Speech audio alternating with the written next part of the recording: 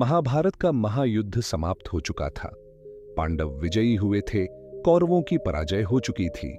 असंख्य योद्धा रणभूमि में अपनी शौर्य गाथा का अंतिम अध्याय लिख चुके थे, परंतु एक योद्धा था जो अब भी अधमरा होकर रणक्षेत्र में पड़ा था। वह लहूलुहान था, उसकी जंघा टूटी हुई थी, परंतु उसकी आत्मा अब भी झुकी नहीं थी। वह था कौरवों का युवराज दुर्योधन।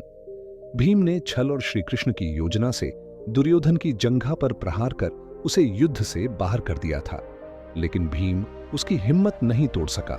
वह अपने रक्त में लथपथ होकर भी, मृत्यु की दहलीज पर खड़ा होकर भी अब भी युद्ध के बारे में सोच रहा था। उसी समय वहां आते हैं द्रोणाचार्य के पुत्र अश्वत्थामा, कुलगुरु कृपाचार्य और यदुवंशी योद्धा कृतवर्मा।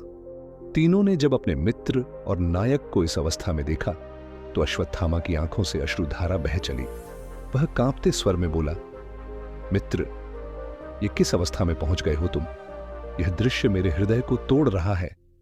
दुर्योधन मुस्कुराया और उसने कहा, गुरुपुत्र, वीरों का रक्त उनका आभूषण होता है।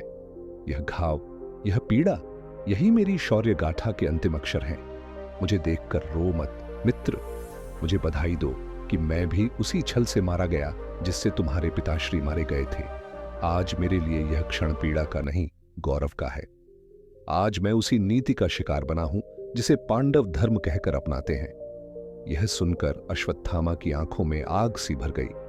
वह बोला, हे मित्र, युद्ध में विजय और पराजय तो होती रहती है, परंतु मैं तुम्हारा मित्र हूं, विजय में भी और पराजय में भी। तुम यह मत समझो कि अब तुम्हारे पास कोई सेना नहीं रही।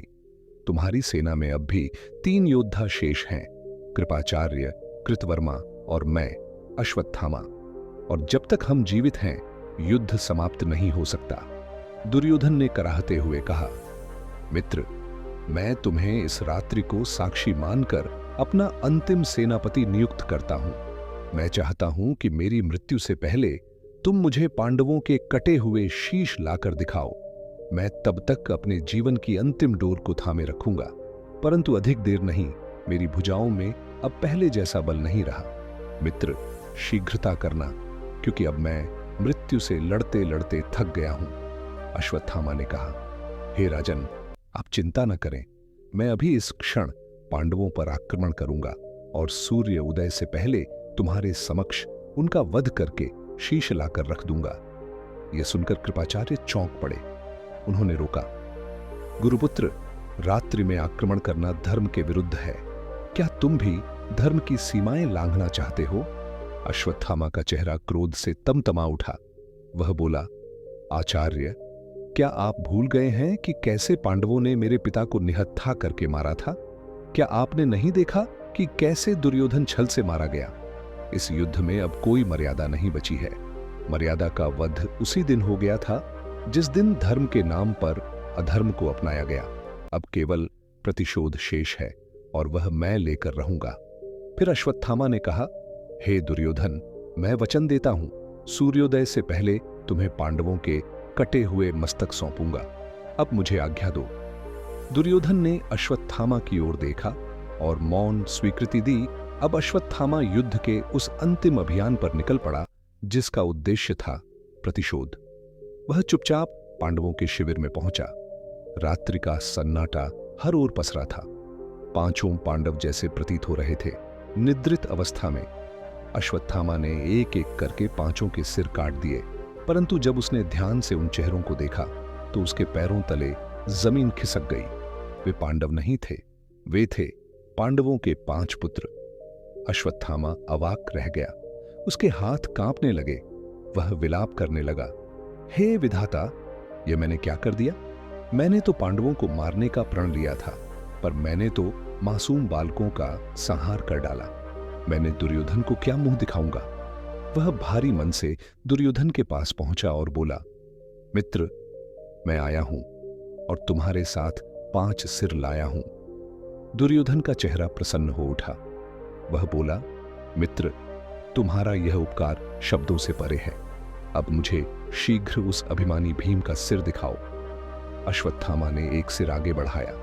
दुर्योधन ने उसे अपने हाथों में लिया और जैसे ही उसने उसे दबाया वह सिर चूर चूर हो गया। दुर्योधन ठिठक गया। वह क्रोधित हो उठा।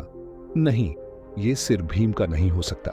जो सिर मेरी घायल भुजाओं में इतनी सरलता से चूर हो जाए वह महाबली भीम का कैसे हो सकता है?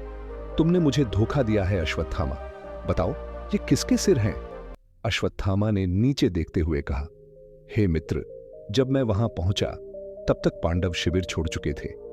मैं उनका पीछा करता भी तो उनका वध नहीं कर सकता था, क्योंकि वासुदेव श्री कृष्ण उनके साथ थे। जो सिर मैं लाया हूं वे पांडवों के पुत्रों के हैं। मैंने उनके 5 पुत्रों का वध कर दिया है। दुर्योधन की आंखों से आंसू बहने लगे। उसने एक लंबी सांस ली और बोला, अश्वत्थामा, तुमने पाप किया है। तुमने कुरुवंश का अंत कर दिया। मेरा युद्ध पांडवों से था, उनके निर्दोष पुत्रों से नहीं। भीम ने मेरी जंघा तोड़ी पर आत्मा नहीं तोड़ी। तुमने मेरी आत्मा को छलनी कर दिया है। इतिहास कहेगा कि दुर्योधन की मृत्यु भीम के हाथों हुई, पर सत्य यह है कि मुझे मारा है। अश्वत्थामा, तुमने मेरी हत्या तुम्हारे हाथों हुई है। गुरुपुत्र, तुमने मुझे मारा है। और यह कहते हुए दुर्योधन ने अपनी अंतिम श्वास ली। अश्वत्थामा सिर झुकाकर उस मृत शरीर के पास बैठ गया, जिसे वह सदा के लिए अपना मित्र मानता था, पर अब उसकी अंतरात्मा उसे धिक्कार रही थी। Why don't skeletons fight each other? They don't have the guts. तो मित्रों, यह था वह अंतिम संवाद दुर्योधन और अश्वत्थामा के बीच। एक मित्र का गर्व, एक योद्धा की पीड़ा और एक प्रतिशोधी आत्मा का पश्चाताप जो अनंत काल तक गूंजता रहेगा। आइए अब हम आपको एक कथा की ओर लेकर चलते हैं। कथा शुरू करने से पहले हम आपको बता देंगे, रामायण में साफ साफ कहा गया है, कथा हो या सिख अधूरा छोड़ देने से वह पाप के श्रेणी में आता है। श्रापित वीर अश्वत्थामा की अग्नि परीक्षा। कुरुक्षेत्र का युद्ध समाप्त हो चुका था। धर्म और अधर्म की इस निर्णायक लड़ाई में पांडवों ने विजय पाई थी, परंतु यह विजय केवल शेष जीवन के लिए शोक, पश्चाताप और पश्चात से भरा हुआ एक बोझ बन गई थी। रणभूमि अब शांत थी, परंतु यह शांति मृत देहों की चुप्पी थी। यह निःशब्दता एक अंत की नहीं, एक नए शाप की शुरुआत थी। धूल और रक्त में लथपथ जमीन पर एक योद्धा पड़ा था, दुर्योधन। उसकी जंघा टूटी थी, शरीर विदीर्ण था, पर मन अब भी रण की अग्नि में दहक रहा था। युद्ध हारने के बाद भी उसकी आत्मा नहीं टूटी थी। उसी क्षण वहां पहुंचे अश्वत्थामा, कृपाचार्य और कृतवर्मा। जब अश्वत्थामा ने अपने मित्र को इस दशा में देखा, उसका हृदय कांप उठा, परंतु दुर्योधन ने उसका हाथ थामा और कहा, गुरुपुत्र, यह रक्त मेरा आभूषण है, यह पीड़ा मेरा अंतिम शौर्य है। मुझे मत रोको, मेरे लिए युद्ध अभी समाप्त नहीं हुआ है। मैं चाहता हूं कि पांडवों के कटे हुए मस्तक मेरी आंखों के सामने हो और तुम हो मेरे सेनापति। अश्वत्थामा ने क्रोध और प्रतिशोध की आग में जलते हुए सिर झुकाया। मैं वचन देता हूं मित्र, सूर्योदय से पहले तुम्हें वो 5 शीश समर्पित करूंगा। रात्रि की नीरवता में अश्वत्थामा ने पांडवों के शिविर में प्रवेश किया। वहां 5 योद्धा निद्रा में थे। वह भ्रमित हुआ। उसे यही प्रतीत हुआ कि यही पांडव हैं। उसने एक एक कर उन सभी के सिर धड़ से अलग कर दिए, परंतु जब उसने उन चेहरों को ध्यान से देखा, उसकी आत्मा कांप गई। वे पांडव नहीं थे, वे थे पांडवों के पुत्र। उत्तरा के गर्भ में पल रहे अभिमन्यु के पुत्र से लेकर द्रौपदी के पंचपुत्र तक सबका अंत उसके हाथों हो चुका था। अश्वत्थामा की आंखों से आंसू बह निकले। उसका प्रतिशोध अब पश्चाताप बन गया था। वह कांपती हुई आत्मा लेकर दुर्योधन के पास पहुंचा और बोला, मित्र, मैं आ गया हूं, 5 सिर लाया हूं। दुर्योधन प्रसन्न हो गया, लेकिन जैसे ही उसने एक सिर को हाथ में लेकर दबाया, वह चूर हो गया। उसने अश्वत्थामा की आंखों में झांका और बोला, गुरुपुत्र, यह भीम का सिर नहीं हो सकता। सत्य कहो, यह किसका है? अश्वत्थामा ने सिर झुकाकर उत्तर दिया, वे पांडव नहीं थे, हे मित्र, वे उनके पुत्र थे। दुर्योधन की सांसें थमने लगीं, पर उसकी आंखों से बहते हुए आंसू अंतिम निर्णय सुना रहे थे। गुरुपुत्र, तूने वह पाप किया है जो मेरे घोर शत्रु भीम ने भी नहीं किया। भीम ने मेरी जंघा तोड़ी, तूने मेरा कुल तोड़ दिया। इतिहास में कहा जाएगा कि दुर्योधन की मृत्यु भीम ने की, पर सत्य यह है, मुझे मारा है अश्वत्थामा ने, तूने। और यह कहते हुए दुर्योधन की आंखें सदा के लिए बंद हो गईं। अब अश्वत्थामा के सामने केवल मौन था, एक ऐसा मौन जिसमें प्रतिशोध भी चुप था और विजय भी लज्जित। पर यह कथा यहीं नहीं रुकी। जब यह अनर्थ पांडवों के समक्ष आया, द्रौपदी के हृदय में आग लग गई। उसने मांग की अश्वत्थामा को मृत्यु दंड मिले, पर श्री कृष्ण ने उसे रोका। कृष्ण बोले, इसने जो किया है उसकी सजा मृत्यु नहीं हो सकती। कुछ पाप ऐसे होते हैं जिनका दंड मृत्यु नहीं, जीवन होता है। और तब श्री कृष्ण ने अश्वत्थामा को एक शाप दिया, हे अश्वत्थामा, तू चिरंजीवी रहेगा, परंतु तेरे शरीर में कभी शांति नहीं होगी, तेरे घाव कभी नहीं भरेंगे, तेरी आत्मा को कभी विश्राम नहीं मिलेगा। तू भटकेगा काल से भी परे होकर, जब तक सृष्टि का अंत न हो जाए। अश्वत्थामा अब न योद्धा था, न गुरुपुत्र।